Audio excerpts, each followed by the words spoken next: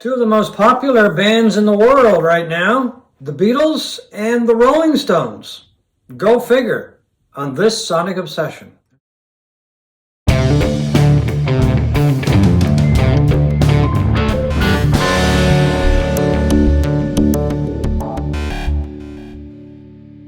As promised, a few weeks ago, we said we would talk about the Rolling Stones and the Beatles, two of the most popular bands in the world today.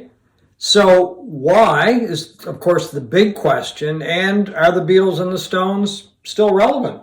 What are your initial thoughts? Well, I think they've proven to be relevant because they're the Now and Then single by the Beatles, the lost John Lennon single, and Hackney Diamonds by the Stones charted number one. Took off, yeah. Took off. Whether they have the longevity, I don't know. But I get the short answer is the Beatles and the Stones are two of the greatest rock bands of all time. That's the easy answer for this. I don't know what else we need to say, so see you next week. Well, I think the Beatles are the greatest band of all time, and the Stones, of course, are, right up there as well, of course, like number two, probably, if I were to stop and analyze it. And they're still selling out massive stadiums. Well, yeah, I mean, the Stones, after they released the album, then they announced the tour, which is in the new year, and interestingly, the sponsor is AARP, the American Association of Retired People, which kind of fits right in with the Stones age group. They're not retired, obviously. But initially, when they had the pre-sale, the site went down. The demand was so high for tickets. And the tickets are selling briskly, from what I can understand, if not sold out in most of the stadiums that they're playing. So, yeah, they're definitely still relevant. I mean, the thing with Hackney Diamonds is I heard it was coming out, and I'm like, okay, I wonder what this is going to sound like. Because let's be honest, the Stones' recent albums have not been all that great. I think that was their best since probably Tattoo You and I think so something too. Like that. Yeah, maybe even Some Girls in '78. You could argue one of those. But yeah, I mean, it was, for me, it was surprisingly good. I mean, it's not getting universal praise. There's a lot of people who would just say, "Oh, it's the Stones. Well, they don't have anything new to offer." And maybe not, but they did a pretty good facsimile of something. I think it's very good. I was actually very surprised at how good it was. I mean, They did bring in a young producer, Andrew Watt. I think he kind of put fire under their feet or whatever, and got them going. Youthful exuberance to the mix. Yeah, I mean, I still miss Charlie, and he is on a couple of cuts that had been recorded, but still, I mean, I think it's a very strong album. How it will stand up over time, that is going to be interesting. I mean, it's, as I told a friend of mine the other day, I ran into him. He wasn't all that crazy about it. He kind of compared it to Nickelback, which that's cruel. That was cruel. And it's no Sticky Fingers, and it's no Exile. No.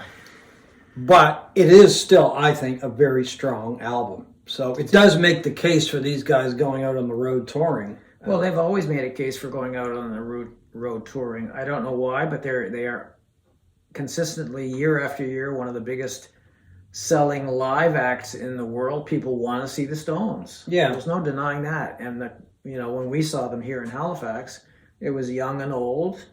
It was parents with children. It was everybody that was there to watch the Stones in the driving rain.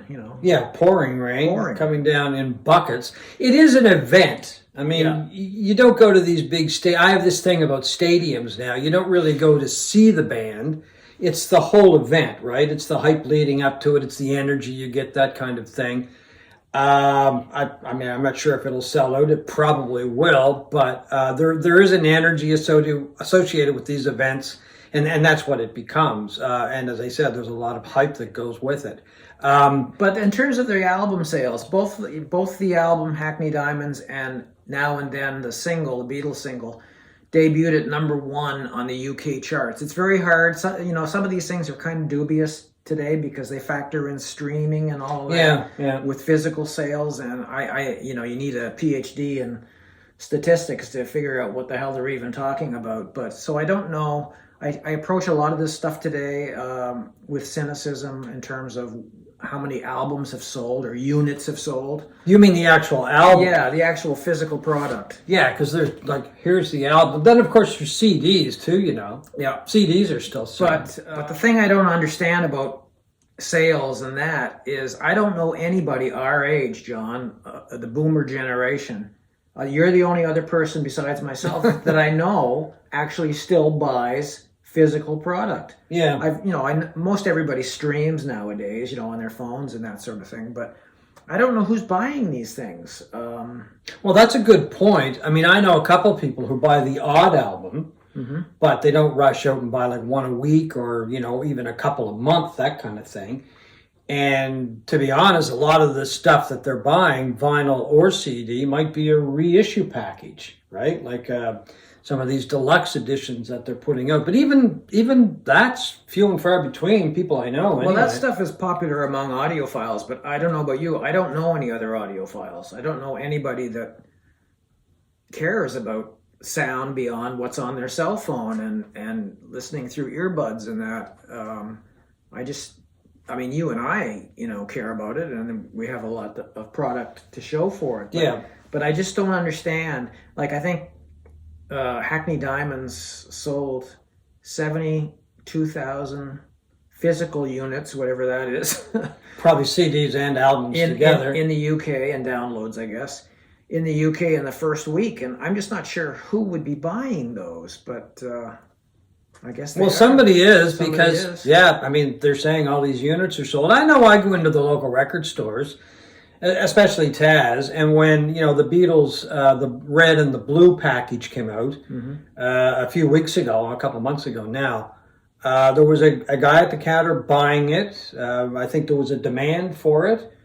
The single took a long time to get a hold of. I don't know, it must have been held up in production or something, or they had sold out, but I eventually did get a copy of it. Yeah. But yeah, that's a good point. I'm going to have to try to take more notice of that and talk to more people to see if they're actually buying physical copies. But clearly, obviously, people are buying it, and it can't just be boomers. I mean, boomers still have a lot of buying power in this world, and they're the ones generally, I think, buying reissues. But boomers aren't the only ones going to concerts either, No. right? I mean, look at the Stones tour to support Hackney Diamonds. I checked on ticket prices the other day because I was thinking about kind of looking into going to Foxborough, which is outside of Boston, to see them.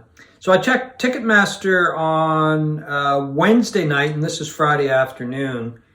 And the tickets were going from $450 to $3,900. And the $454 were way up, like way. I mean, nosebleed seats, extraordinaire. are these through resale? I don't think this was through Ticketmaster, and I looked to see if it said... Ticketmaster resells some of their own tickets, right? So I looked for something that said resell, and it didn't. So I'm not really sure, but I'll go back in a few weeks or just before the show and see if there's any left. I wouldn't be surprised if they're all gone. I mean, that's a lot of money, right? And the other thing is if you go to some of these shows, you have to stay somewhere. So we checked a hotel in the Foxborough area, $800 a night. Like, they jacked the price up because you get the same room now for like less than $200. that is insane. Yeah, so the point here is regardless of what the price is, people are willing to pay for it. Somebody is, yeah. So who's got that kind of money? Well, it's probably boomers, right?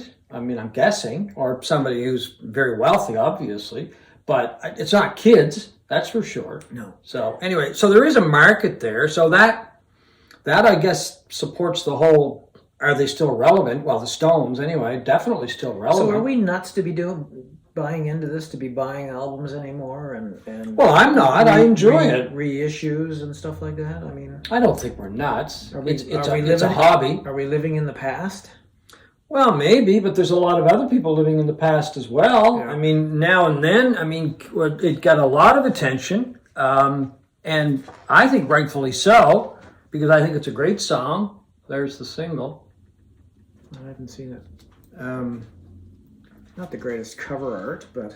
And no, it's not the greatest Beatles single, but it is a really good song, and I think they did an amazing job with it. I think the And video, it's I think the the Beatles. video is just astonishing. The Peter Jackson video of that, to me, that takes that song to an entirely new level. Well, I think that's the other thing these days is the video and the audio go go so close together. They're kind of one and the same thing. I mean, what he did was masterful, and I think it took it to a new and emotional level. I thought it was just perfect at the end as the video goes on. It sort of reverts back to their Beatlemania days in black and white, and then the last scene is them standing on stage bowing, like they did like on the Ed Sullivan on the Ed Sullivan show, bowing to the crowd, and I just thought it was just a perfect ending.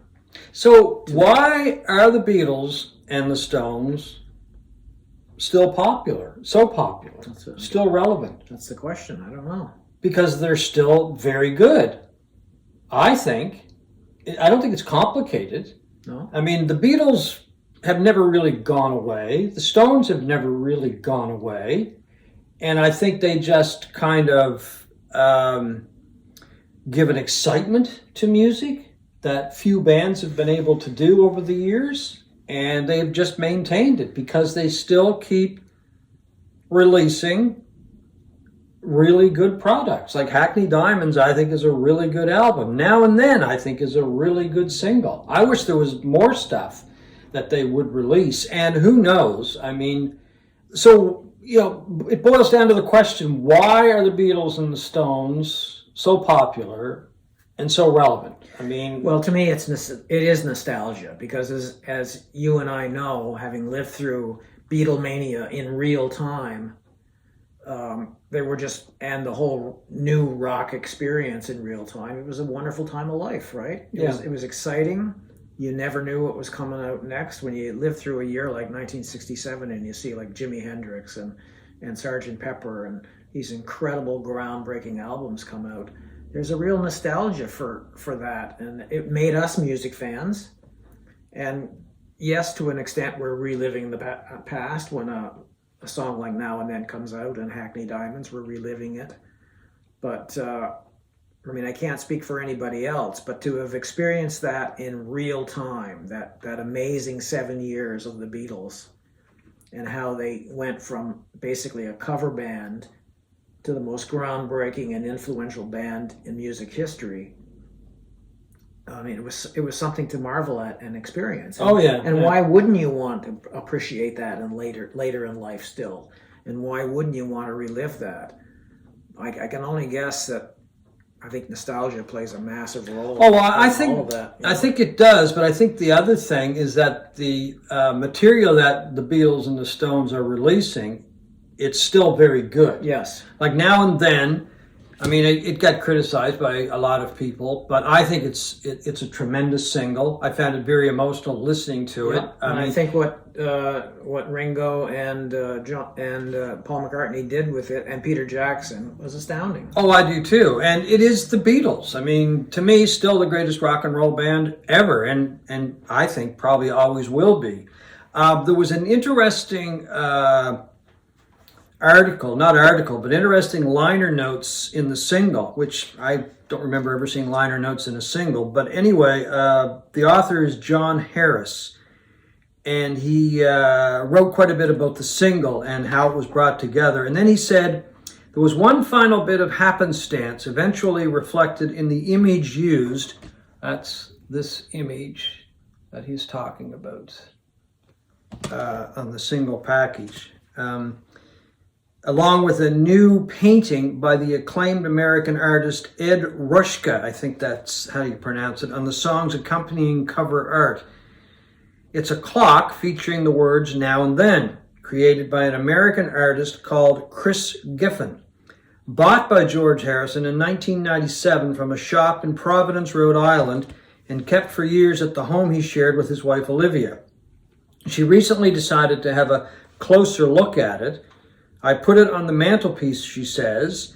Then the phone rang, and it was Paul, and he begins to remind me of this third song with Real Love and Free as a Bird. Those were the two songs that had been on the anthology series. I said, I remember it. He said, it's called Now and Then. I'm standing there with the phone in one hand, looking at a clock, the clock that said now and then. I was sort of dumbfounded. I said, I think this is George saying it's okay. That was a quote from George Harrison's widow, Olivia. So that's an interesting quote, an interesting item to include in the liner notes. I think simply it's that people still want to hear music by these bands because they played such an important role in the evolution of rock and roll, and the fact that they're still doing it, producing music, is incredible. And I think the fact that they're still producing music that is very good is also incredible. And I think that's really why they're still popular and why they're still relevant. Now, when it comes to live shows, I've seen the Stones a couple of times, and they're events. That's what they are. I mean, I don't go to see Mick and Keith and Ronnie and Steve Jordan and the rest of the band, Daryl Jones, because I end up watching the screen. But it's an event. It's like the Rolling Stones are playing, right? They're coming to town and everybody has to go see them. And it's not going to last forever. It's, right. Even though it seems like it has. Well, I mean, they started talking how many years ago about the final tour for the Rolling Stones, right? But I think that's a big part of it. And the fact that they've come out with, I think, it's a really good album, and they're going to be touring, that just generates more excitement. But the fact that they did produce a really good album adds a lot of weight, I think, to the tour. Hopefully they'll do a lot of the newer numbers, too. But they still have this energy. I mean, where do they get it? You know, Mick is what, 80? Keith is 79 or 80, something like that. Ronnie's 76, 77. How can these guys get up there and do it? I'm astounded. Even the fact that they go in the studio and produce an album. So maybe that's got a part of it as well, or a huge part of it as well. People look at them as, in a sense, role models. I don't know, but anyway. Keith is a role model. Well, who would have thought? Just but just the fact that he's able to do it, and he's up there, and he's having a good time. Yeah. So in that respect, let's cast aside some of his things that he's done over the years. Like drug abuse and alcoholism and that kind of thing. But just the fact that he's out there making good music and is able to get up on stage, I think that's just amazing. I hope I'm like that when I'm their age. I don't know. We'll see. But the fact that they still do it, I don't know. It's kind of mind-boggling. It really is. And I really like Now and Then. I think the single is great. And I'm hoping there might be some more stuff coming. But anyway, we'll have to wait and see. So that's what we think of the Stones and the Beatles. Let us know what you think in the comments section, please. Yeah, and especially if you like the album, Hackney Diamonds, and if you bought it. That's an interesting point that Steve brought up. Who's buying this stuff? Is it boomers? Is it younger people? Is it everybody? It might even be people that are older than boomers. We don't know, so we'd like to hear from you. And that's it, our look at the Stones and the Beatles. Still going on this Sonic Obsession.